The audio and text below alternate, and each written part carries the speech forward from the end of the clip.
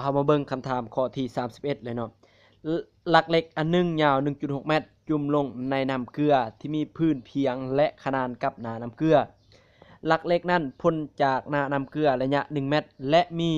เงายาวอยู่หน้าน้ำแม่น5 2ของ3จงสอกหาดวงยาวเงาที่อยู่พื้นอ่างและถ้าว่าอัตราแสงหักของน้ำเกลือแม่น5 2ของ3เนาะอันนี้แม่นเพิ่นให้ซอกหาลวงยาวที่อยู่พื้นอ่างเลยเนาะของน้ำเกลือนี่แม่นเท่าใดความหมายนะเฮามาแก้ต่อข้อที่31เนาะจากคำถามคำทางนี้เฮาสามารถวิเคราะห์และสัญลักษณ์สร้างรูปขึ้นมาเองเนาะแล้วก็สัญลักษณ์มาเองเพื่อจะให้การดำเนินแก้ของเฮาอาจจะง่ายเนาะมันจะง่ายขึ้นฉะนั้น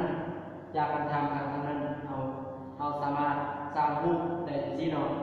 ในคำถามนั้นเพิ่นอยากให้สอบเงาของอันนี้เนาะอยู่พื้นอ่างนี่เพิ่นอยากให้สอบหาลวงยาวเงาที่อยู่พื้นอ่างเนาะเฮาหมายเป็น BC หรือว่า CD เนาะอยากถามเฮาอยู่ได้เนาะเฮาฮู้ว่าจากรูปนี้เฮาฮู้ว่า CM เป็น 1.6 เนาะตัวซูมของเด็กนะ 1.6 แล้วก็ OM เป็น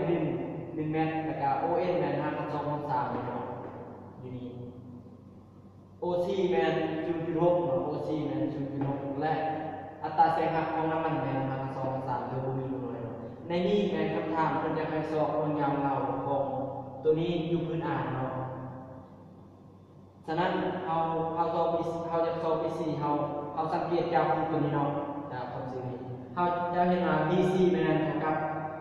CA บวกกับ AB เนาะฉะนั้นเราจะสอบซึ่งว่าเขาบ่ทันฮู้มุมฮอดกับมุมมากเนาะแล้วเขาสังเกตจากมุมสังเกต OMN เนาะเขามีมุม OMN เท่ากับมุม I เนาะฉะนั้นเขาจะได้สิ้นมุม I เท่าไหร่อันนี้ก็เท่ากันสิ้นมุม I เท่ากับ OM OM ส่วนให้ FN เนาะซึ่งว่า FN แม่นเอามูลค่าฉะนั้นเราต้องมีใส่เกณฑ์ที่พออีกซึ่งว่า FN นี่MN เท่ากับ OM บวกให้ ON เนาะซึ่งทั้งหมดคือแต่ละอันมันคือทั้งสองเนาะใส่เกณฑ์ที่ก่อนซึ่งว่าข้างนี้แม่น1เมตรเนาะข้างนี้แม่นอะไรข้าง2ของ3เนาะ ON ฉะนั้นเท่ากับ5 2 3ส่วนให้5 2ของ1ของ2บวกให้5 2ของ3ของ2ตัวนี้มี1จะเท่ากับ5 2ของ4เนาะซึ่ง5 2ของ4จะเท่ากับอยู่5 2ของ3ส่วนให้5 2ของ4ตัว5 2ของ4เป็นเท่า2เนาะอันนี้ซึ่งว่ามุม I นี่เท่ากับ5 2ของ3ตกอยู่ในนั้นถ้าเอาเท่ามุม I แสดงว่า I นี่เท่ากับ60องศาเนาะซึ่งมุม I นี่เท่ากับ5 2ของ3ส่วน2เท่ากับ60องศาเขาได้มุม I แล้วเขาต้องการสอบมุมหน้านี้อันนี้ผมเป็นใจหอดมุมหอดสอบ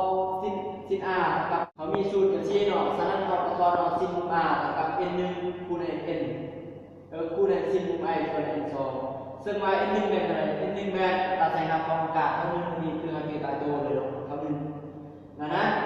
คือ sin มุม I เป็นอะไร sin มุม I เป็นเอาได้มุม2ของ3ส่วน2นี่ได้แล้วมาแทน n2 เป็นอัตราแสงหักของน้ำมันเป็น2ของ3เรือเท่ากับ1ส่วน2เนาะฉะนั้น sin มุม R กับ1ส่วน2เขาจะทอนเอา R กับ30องศาเนาะเพราะว่า sin มุม R กับ1ส่วน2ซึ่งว่า1ส่วน2เป็นsin ต่อ1ส่วน2แม่นR กับ30องศาเขาได้แล้วเนาะเดี๋ยวนี้เขาจะสอบ AB เป็นเฮาบ่ทันรู้ AB ฉะนั้นเราอีกใส่ถ้าเอาสิใส่ sin เฮาจะเห็นว่าเราต้องใส่ตะกินในก่อนมันจะยาวฉะนั้นเราต้องใส่อิงใส่ตั้งมุม R ตั้งมุม R กับคือ AB ส่วนให้ AN เนาะตั้งมุม R ซึ่งสิ้นส่วนบนนะ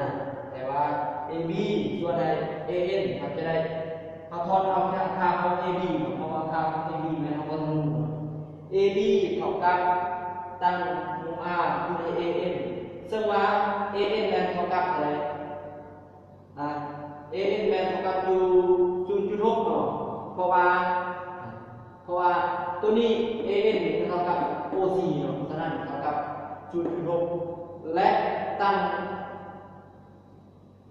R เนี่ยตั้ง R เท่ากับ2 3ส่วน2ก็2 3ส่วน3เท่ากับ 0.2 ประมาณหาร3ใช่ไหม0.2 ก็0.2คูณ2 3แล้วนั้นมาเอาค่าตัวนี้ไปแทนในสมมุติดาวนั้นจากดาวตัวนี้เราจะได้ BC เท่ากับ2 3บวกไป 0.2 3 2 3นี่นะ2 3ก็แม่ตัวนี้ CA เท่ากับ ON เท่ากัน2อันนี้ฉะนั้นเราจะได้ดู 1.2 คูณ2 3แสดงว่าเราได้เงากองอยู่พื้นน้ำแมน